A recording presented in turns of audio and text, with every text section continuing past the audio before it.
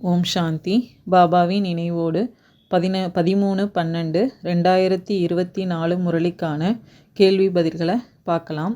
பாபா முதல் கேள்வி என்ன கேட்குறாங்கன்னா, தந்தைக்கு குழந்தைங்களாகிய உங்கள் மீது மிக உயர்வான அன்பு உள்ளது, அதன் அடையாளம் என்ன அப்படின்னு கேட்குறாங்க. பதில்: தந்தையிடம் இருந்து கிடைக்கும் இனிமையிலும் இனிமையான அறிவுரைகள். இந்த அறிவுரைகளை கொடுப்பதே அவரின் உயர்வான அன்பின் அடையாளமாக இருக்குது. தந்தையின் முதல் அறிவுரை: இனிமையான குழந்தைங்களே, ஸ்ரீமத்துக்கு புறம்பான எந்த தலைகீழ் காரியமும் செய்யக்கூடாது. நீங்கள் மாணவர்கள். நீங்கள் தனது கையில் சட்டத்தை எடுக்கக்கூடாது. நீங்கள் தனது வாயிலிருந்து எப்பொழுதும் ரத்தினங்களை வெளிப்படுத்துங்கள், கற்களை அல்ல அப்படின்னு பாபா சொல்லியிருக்காங்க. நெக்ஸ்ட்டு, எந்த படத்தை அடிக்கடி நாம் பார்த்தால் பாபாவின் நினைவும் இருக்கும், நமது லட்சியமும் நினைவுக்கு வரும்னு பாபா கேட்குறாங்க. அதுக்கான பதில்: லக்ஷ்மி நாராயணன் படத்தை நன்றாக பார்க்கணும்னு சொல்கிறாங்க பாபா. இதுதான் நம்மளுடைய லட்சியம் மற்றும் குறிக்கோளாக இருக்குது. நம்ம இந்த குலத்தினராக இருந்தோம் அப்படிங்கிறதும் ஞாபகத்துக்கு வருங்கிறாங்க. எவ்வளவு இரவு பகலுக்கான வித்தியாசமாக இருக்குதுங்கிறாங்க பாபா. அதனால் அடிக்கடி இவர்களை பார்க்கணும், நாம் இப்படி தான் ஆக போகிறோங்கிற நமக்கு ஞாபகத்துக்கு வரும்னு சொல்கிறாங்க. இந்த லக்ஷ்மி நாராயணன் படத்தை சட்டப்பையில் வைக்கிறதுனால குஷியும் இருக்கும், உள்ளுக்குள்ளே இரண்டும் கெட்டான் நிலை குழப்பம் இருக்கக்கூடாதுங்கிறாங்க. இது தேக அபிமானமாக ஆயிடும். ஆத்ம அபிமானி ஆகி இந்த லக்ஷ்மி நாராயணனை பார்த்தோம் அப்படின்னா நாமும் இவ்வாறு ஆகி கொண்டிருக்கிறோன்னு நம்ம புரிஞ்சு கொள்ள முடியுங்கிறாங்க. உதாரணமும் அதுக்கு பாபா சொல்கிறாங்க. ஒருவர் தன்னை எருமைன்னு நினச்சாராம். பிறகு தன்னை எருமை என்றே புரிந்து கொள்ள தொடங்கிட்டாரு. எருமைன்னு நினச்சி அந்த சிஷ்யர் இருந்ததுனால அந்த வாசல் படியில் எருமை எப்படி போகும்னு சொல்லி கேட்டாராம், தன்னை மனிதன்னு புரிந்து கொள்ளாமல். அந்த மாதிரி அதை உதாரணமும் பாபா சொல்கிறாங்க. இல்லற விஷயங்களின் காரியங்களை செய்தபடியே லக்ஷ்மி நாராயணனை நினைவு செய்யணுங்கிறாங்க பாபா. தந்தை கண்டிப்பாக அப்போ நினைவுக்கும் வந்துடுவார். தந்தையை நினைவு செய்தால் நாம் இப்படி ஆகணும் என்பது கண்டிப்பாக நினைவுலையும் இருக்கும். இந்த நினைவிலேயே மூழ்கியும் இருக்கணும் அப்படின்னு பாபா லக்ஷ்மி நாராயணன் படத்தை நம்ம பாக்கெட்டில் எப்பயுமே வச்சுருக்கணும் அப்படிங்கிறாங்க. பாபாவிடம் எப்படிப்பட்ட கணக்கு வழக்கு உள்ளதுன்னு பாபா கேட்குறாங்க. அதுக்கான பதில்: நம்ம பாபாவோட ஸ்ரீமத் இல்லாமல் வேறு இடங்களுக்கெல்லாம் போனோம் அப்படின்னா மாயின் பிரவேசம் ஆகிடுன்னு புரிஞ்சுக்குங்கிறாங்க பாபா. மாயின் முதல் காரியமே தூய்மையற்றவராக நம்மளை ஆக்குறது தாங்கிறாங்க. சட்டத்திற்கு புறம்பான நடத்தையினால் மிகவும் நஷ்டம் ஏற்பட்டுடுதுங்கிறாங்க. தன்னைத்தான் பாதுகாத்து கொள்ளாவிட்டால் பிறகு கடுமையான தண்டனையெல்லாம் அடைய வேண்டியிருக்குங்கிறாங்க பாபா. தந்தையுடன் கூடவே தர்மராஜாவும் கூட இருக்கிறார். அவரிடம் எல்லைக்கு அப்பாற்பட்ட கணக்கு வழக்கு இருக்குதுன்னு பாபா கிட்ட கணக்கு வழக்கு எல்லைக்கு அப்பாற்பட்டதாக இருக்குதுங்கிறாங்க. ஸ்ரீமத் படி நடக்காதவர்களின் நிலை பற்றி பாபா கூறுவது என்ன? பதில்: மாணவர்கள் சட்டத்தை கையில் எடுக்கக்கூடாதுங்கிறாங்க பாபா. இப்போ நம்ம மாணவர்களாக இருக்கிறோங்கிறாங்க. தந்தையின் ஸ்ரீமத் படி நடக்கலை அப்படின்னா ஒன்று தண்டனைகள் அனுபவிக்க வேண்டியிருக்கும், மற்றொன்று பதவியும் குறைஞ்சிடும் அப்படிங்கிறாங்க பாபா. பிறவி கல்பத்திற்கான பந்தயமாக இருக்குதுங்கிறாங்க பாபா. தந்தையே கற்பிக்கிறார் அப்படிங்கிறப்ப பாபா நமது ஆசிரியருங்கிறது நமக்கு புத்தியில் வரணும்னு பாபான்னு சொல்கிறாங்க. நம்ம ஸ்ரீமத் படி நடக்கலை அப்படின்னா மிக மிக பச்சாதாபப்படுவீங்கன்னு பாபா சொல்கிறாங்க. அழுவீங்க, அனைத்தும் காட்சியாக உங்களுக்கு தெரியும். பள்ளியில் குழந்தைங்க வகுப்பு மாறும்போது பின்னால் அமர்ந்திருப்பவர்களை அனைவரும் பார்ப்பாங்க அப்படிங்கிறாங்க பாபா. ஏன்னா உலகாய படிப்பில் படிக்காதவங்கள தான் லாஸ்ட் பெஞ்சில் உட்கார வைப்பாங்க. அப்போ படிக்காதவங்க கடைசி பெஞ்சுக்கு போகிற மாதிரி நாமும் இந்த படிப்பில் படிக்கலைன்னா கடைசி நிலையை தான் அடைய முடியும்னு பாபா சொல்லியிருக்காங்க. மாயின் சீடர்கள் சிவபாபாவின் சீடர்கள் என பாபா கூறுவது என்ன? பதில்: மாயின் சீடர்களுடன் தொடர்பு இருக்குதுங்கிறாங்க பாபா. சிவபாபாவின் சீடர்கள் கொஞ்சம் பேர் தான் இருக்காங்க. மற்ற அனைவரும் மாயின் சீடர்களாக இருக்கிறாங்க. நீங்கள் சிவபாபாவின் சீடர்களாக இப்போ ஆகியிருக்கிறீங்க என்றால் மாயினால் சகிச்சிக்கவே முடியலைங்கிறாங்க பாபா. அதனால் மிகவும் பாதுகாப்பாக இருக்கணும்னு சொல்லியிருக்காங்க. கீழான அழுக்கு நிறைந்த மனிதர்களிடம் மிகவும் எச்சரிக்கையுடன் நீங்கள் இருந்து பழகணுங்கிறாங்க பாபா. அன்னப்பறவைகள் மற்றும் கொக்குகள் போல இருக்கிறாங்க. அன்னப்பறவைகள் தூய உணவை தான் சாப்பிடும், கொக்கு அழுக்கானதை சாப்பிடும். அது மாதிரி பாபா அன்னப்பறவை கொக்குங்கிறாங்க. அதனால் முழு நாளில் யாராவது ஒருவரை நிந்தனை செய்வது, பரசிந்தனை செய்வது, இதனை தெய்வீக குணங்கள்னு சொல்ல முடியாது. தேவதைங்க இப்படிப்பட்ட காரியங்கள்லாம் செய்கிறதில்லைன்னு சொல்லி பாபா மாயின் சீடர்கள் சிவபாபாவின் சீடர்கள் பற்றி சொல்லியிருக்கு. இரண்டும் கெட்டான் நிலை என பாபா கூறும் விளக்கம் என்ன?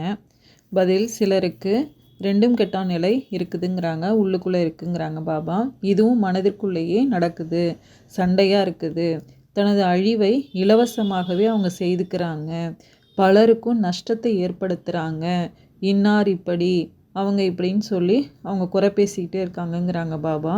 இதில் உங்களுடையது இது என்ன ஆக போகுதுங்கிறாங்க. இதை சொல்கிறதுனால அனைவருக்கும் உதவி செய்பவர் ஒரு தந்தையாக இருக்கிறாரு. ஸ்ரீமத் படி இப்போ நடக்கணும். மனித வழி மிகவும் அழுக்கானவராக நம்மளை மாற்றிடுதுங்கிறாங்க. ஒருவர் பிறரை நிந்தித்து கொள்கிறாங்க. நிந்தனை செய்கிறது இது மாயின் பூதமாக இருக்குது. இது தூய்மையற்ற உலகமாக இருக்குது. அவை மிகவும் கெட்ட பழக்க வழக்கங்களாக இருக்குது.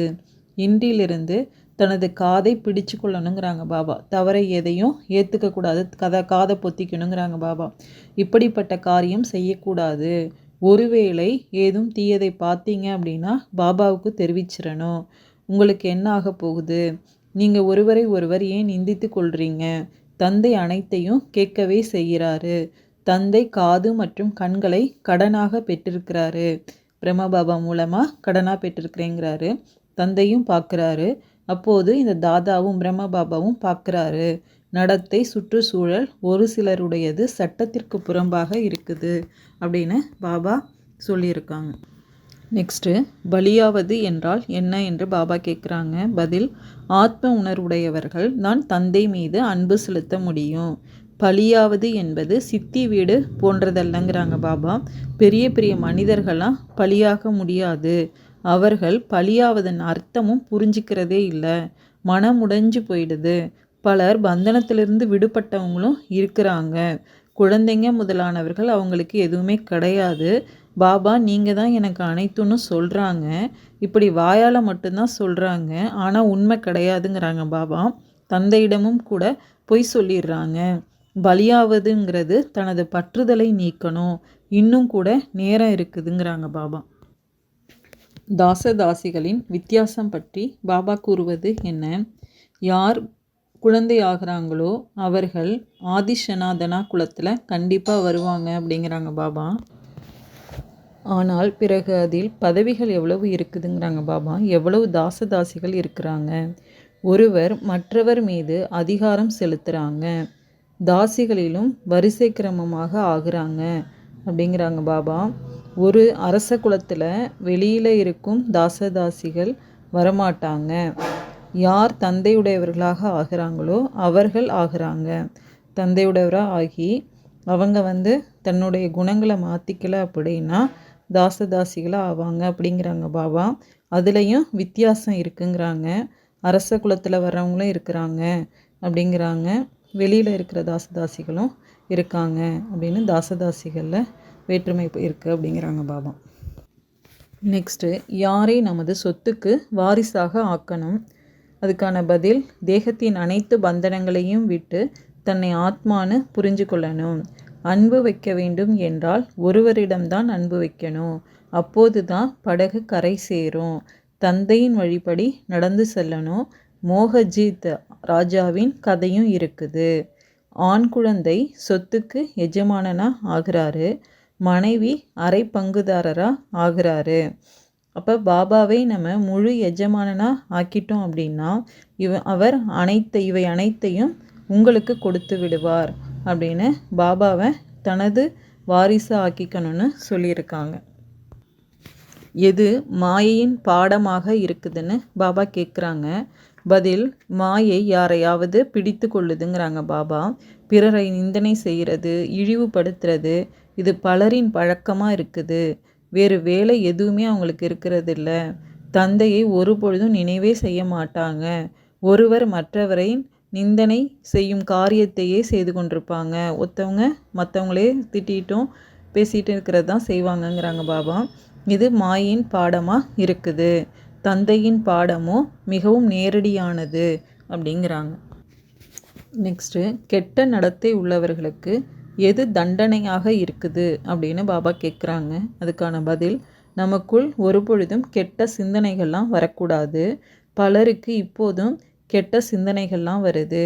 பிறகு இதற்கான தண்டனையும் மிகவும் கடுமையாக இருக்கும்.